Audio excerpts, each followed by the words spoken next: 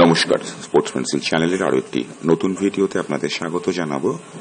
শতবর্ষে শতমুক্ত জন্মলগ্ন 1920 সাল থেকে শুরু করে শতবর্ষ পেরোনো ইস্টবেঙ্গল ক্লাবের ইতিহাসে 100টি উল্লেখযোগ্য ঘটনা ধারাবাহিকভাবে আপনাদের সামনে স্পোর্ট পেন্সিল চ্যানেল প্রকাশ করছে। আজ 1987 সাল। অল এয়ারলাইন্স গোল্ড কাপ এই ফুটবল প্রতিযোগিতার সাথে আমরা অনেকেই পরিচিত। কলকাতায় অনুষ্ঠিত হতো বিমান বাহিনীর ফুটবল প্রতিযোগিতা। মূলত ইদানিংকালে সেটা বন্ধ হয়ে গেছে। কোন একটা সময় কলকাতার ইস্টবেঙ্গল ক্লাবের কিন্তু এই প্রতিযোগিতায় প্রশ্নাতীত প্রাধান্য ছিল। 1987 হচ্ছে সেই বছর যে বছরে প্রথমবার ইস্টবেঙ্গল এই অল এয়ারলাইন্স গোল্ড কাপ নিজেদের ঘরে ঢোকাতে সমর্থ হয়। 87 পরে চলে আসবে 1988। 1988 সাল কিন্তু ইস্টবেঙ্গলের পক্ষে অত্যন্ত একটা উল্লেখযোগ্য বছর, এ কারণেই যে ওটা ছিল ইস্টবেঙ্গলের প্রাক প্ল্যাটিনাম জুবিলি ইয়ার, অর্থাৎ 75 বছরের আগে। এই উপলক্ষে ইস্টবেঙ্গল ক্লাব একটা বিরাট সঙ্গীতানুষ্ঠানের আয়োজন করেছিল এবং সেই সঙ্গীতানুষ্ঠানে গান গেয়েছিলেন প্রবাদ প্রতিম শিল্পী সুর সম্রাজ্ঞী লতা মঙ্গেশকর। কোন ফুটবল দলের কোন অনুষ্ঠানে লতা মঙ্গেশকরের মতো শিল্পী গান গাইছেন, এটা কিন্তু ভারতীয় ফুটবলের জগতে বলুন বা ক্রীড়াক্ষেত্রে বলুন একটা অন্যরকম ব্যতিক্রমী।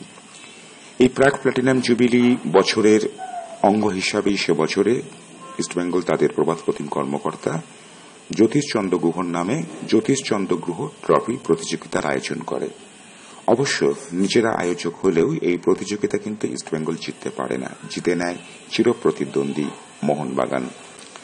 1990 সাল ইস্টবেঙ্গলের ইতিহাসে আরেকটা অত্যন্ত উল্লেখযোগ্য বছর। 72 সালের পরে তারা আবারও ভারতীয় ফুটবলে ত্রিমুকুট জিতল। একই সঙ্গে ব্লু রিবন ট্রফি, যেটা বলা হতো সেই সময় ভারতীয় ফুটবলে, ডুরান্ড কাপ, রোভার্স কাপ এবং আইএফএ শিল্ড, তিনটে প্রতিযোগিতা জিতে নিয়ে নজির গড়ল ইস্টবেঙ্গল। কোচ ছিলেন সেই সময় সৈয়দ নাইমুদ্দিন। 1990 সালের পরে যদি আমরা 91 সালের দিকে তাকাই, সেখানে দেখব আরো একবার যে রেকর্ড 7-এর দশক ইস্টবেঙ্গল করেছিল কোনো গোল না খেয়ে অপরাজিতভাবে চ্যাম্পিয়ন হওয়া কলকাতা লিগ, সেই রেকর্ডেরই তারা পুনরাবৃত্তি করল। নিজেদের করা রেকর্ডকে আরো একবার তারা স্পর্শ করল 1991 সালে গোল না খেয়ে কলকাতা লিগ জয়ের দ্বিতীয়বারের বিরল রেকর্ড। প্রসঙ্গত বলি, গোলরক্ষক ছিলেন দেবাশিস মুখার্জি। এরপরে যদি আমরা 1991 সালের দিকে তাকাই, 1991 সালে ইস্টবেঙ্গলের ইতিহাসে যেটা ঘটে সেটা শুধু ইস্টবেঙ্গল নয়। যদি আমরা ভারতীয় ফুটবলের ক্ষেত্রে দেখি, যে প্রথম ভারতীয় ক্লাব দল হিসাবে বাইরের মাটিতে, বিদেশের মাটিতে ইস্টবেঙ্গল কোন প্রতিযোগিতা জয়লাভ করল প্রথম ভারতীয় দল হিসাবে, সেবার নেপালের মাটিতে অনুষ্ঠিত হয়েছিল ওয়াই কাপ। এই প্রতিযোগিতায় ইস্টবেঙ্গল ফিরল চ্যাম্পিয়ন হয়ে, প্রথম ভারতীয় দল যারা বিদেশের মাটিতে কোন প্রতিযোগিতায় চ্যাম্পিয়ন হয়ে ফিরল। পরবর্তী সময় ইস্টবেঙ্গল ক্লাবের ইতিহাসে এই ঘটনারও আরো নজির রয়েছে, কিন্তু তার সূত্রপাতটা হয়েছিল কিন্তু 1991 সালে। 91 সাল সম্পর্কে একটা কথা বলা যায় যে 91 সালে কিন্তু এই ট্রফি জেতার পাশাপাশি ইস্টবেঙ্গল কিন্তু ডুরান্ড জেতার হ্যাট্রিক করে। টানা 3 বার তারা ডুরান্ড কাপ জেতে। সে বছর ইস্টবেঙ্গলের ঘরে কিন্তু আইএফএ শিল্ডও এসেছিল।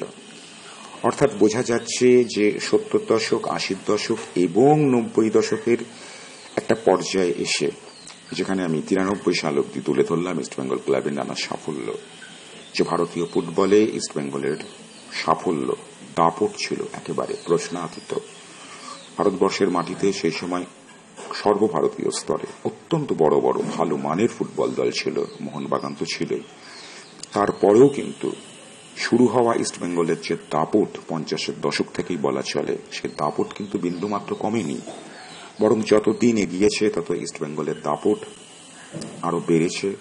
ভারতীয় ফুটবলের নিজেদের মজবুত জায়গা ইস্টবেঙ্গল ক্লাব প্রতিষ্ঠিত করেছে এবং এমন অনন্য নজির তারা এই সময়সীমার মধ্যে গড়ে তুলেছে, যেগুলো ভারতীয় ফুটবলের ইতিহাসে একমাত্র ইস্টবেঙ্গলের নামের পাশে স্বর্ণাক্ষরে লেখা আছে এবং চিরকাল থাকবে, যেগুলো একজন ইস্টবেঙ্গল সমর্থক হিসাবে আমাদেরকে নিঃসন্দেহে অত্যন্ত আনন্দিত করবে, গর্বিত করবে এবং আমাদেরকে ইস্টবেঙ্গল ক্লাবের প্রতি আরো অন্তরঙ্গ হবার সুযোগ এনে